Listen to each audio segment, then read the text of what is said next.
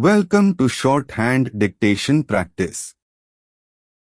Today's dictation, Shorthand Transcriptions, by Sir Kailash Chandra. Transcription number 37 at 80 words per minute. Get your pen and notebook ready. We will start the transcription in 5 seconds. 5, 4, 3, 2, 1. Start. Transcription number 37.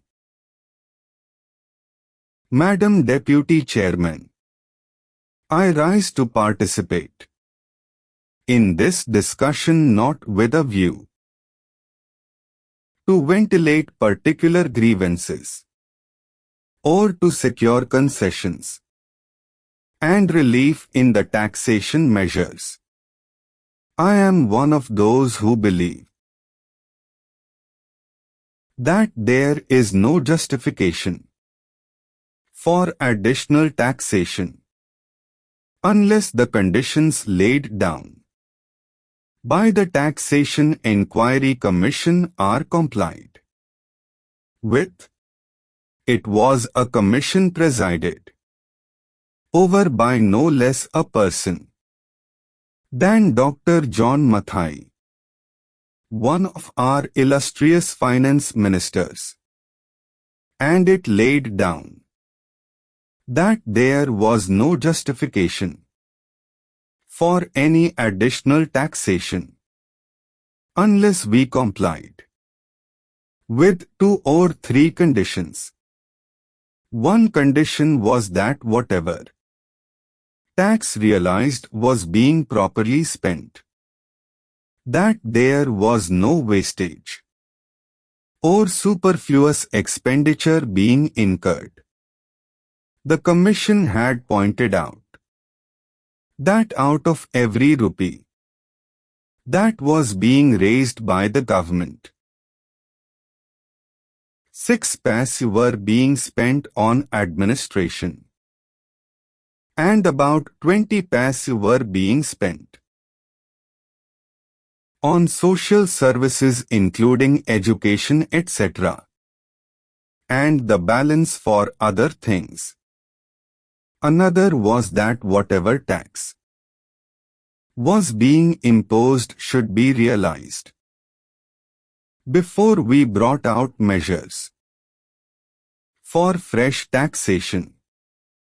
They also had suggested that there was sufficient room for economy in all the ministries and departments, and effective steps should be taken forthwith to enforce the maximum possible economy in government expenditure.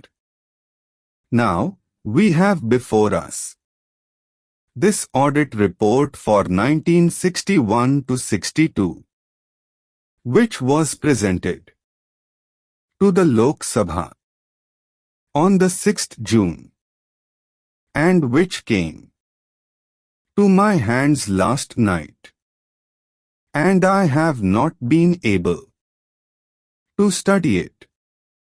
I find that during the last 5 years, we have imposed additional taxation, and at the same time, our revenue expenditure has gone up by about 42 crores rupees.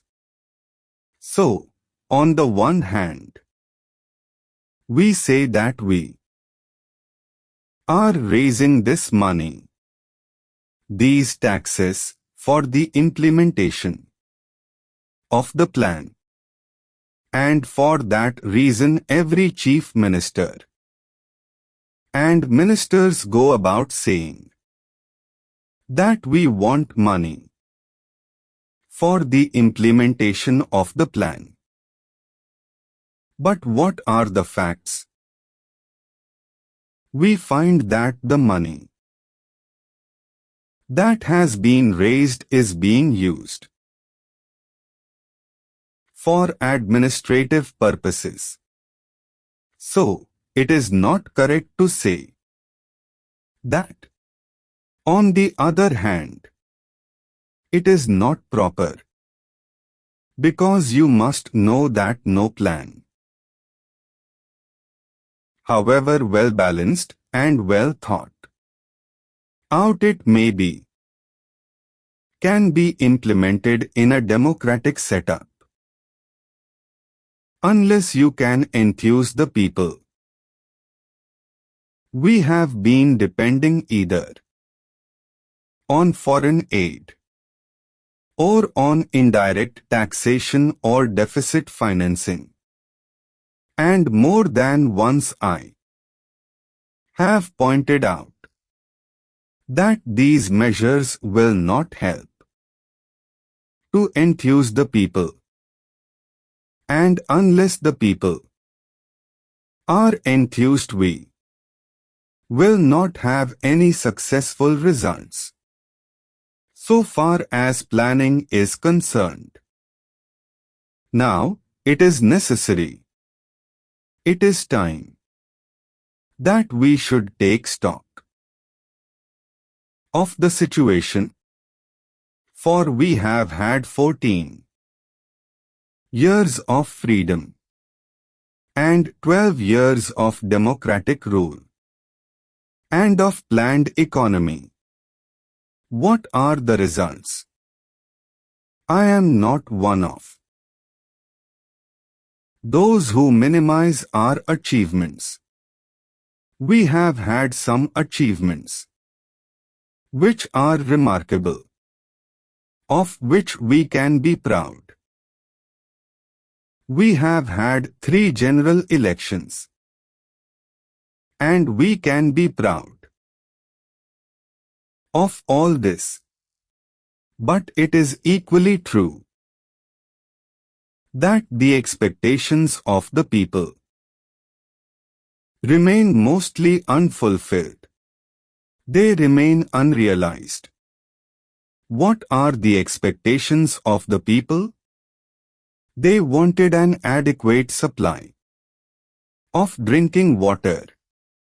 They wanted a little more wholesome food in their stomachs, a little more cloth on their bodies,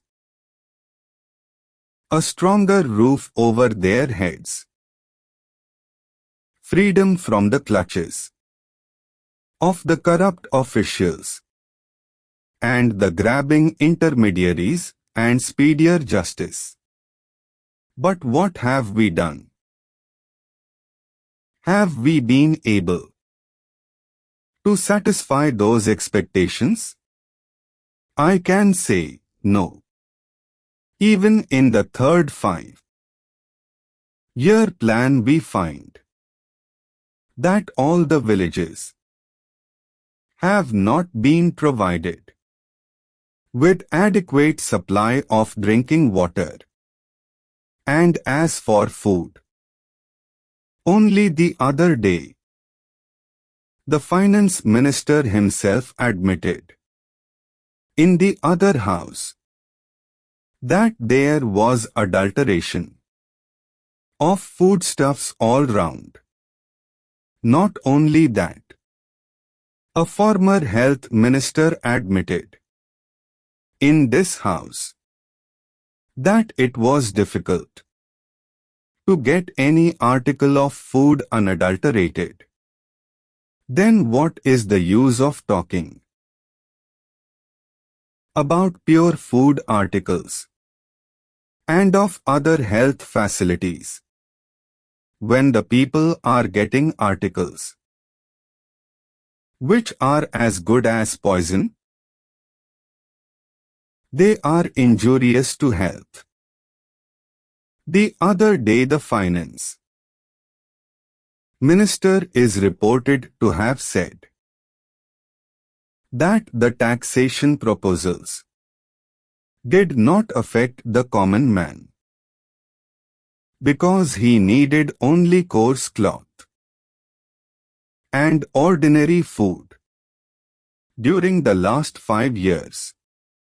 We have raised 424 crores rupees more, including the taxation measures this year. The increase in revenue will be about 75%. Since 1956, we have raised additional taxation to the tune of 75%.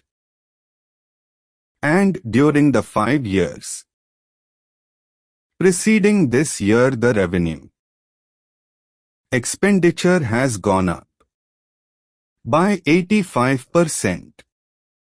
I would like to know how much of this amount has gone towards developmental expenditure and towards social services. Participate to take part. Ventilate, express, tell. Grievances, complaints. Complied with, fulfilled, obeyed. Superfluous, unnecessary. Forthwith, immediately.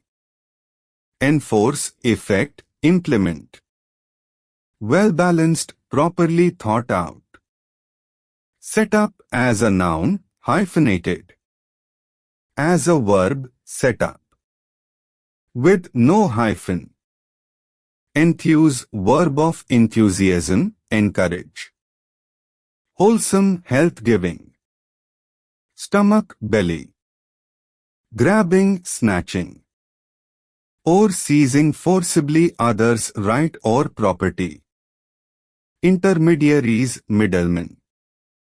Adulteration, mixing useless matter with pure quality goods. Coarse, rough, not fine.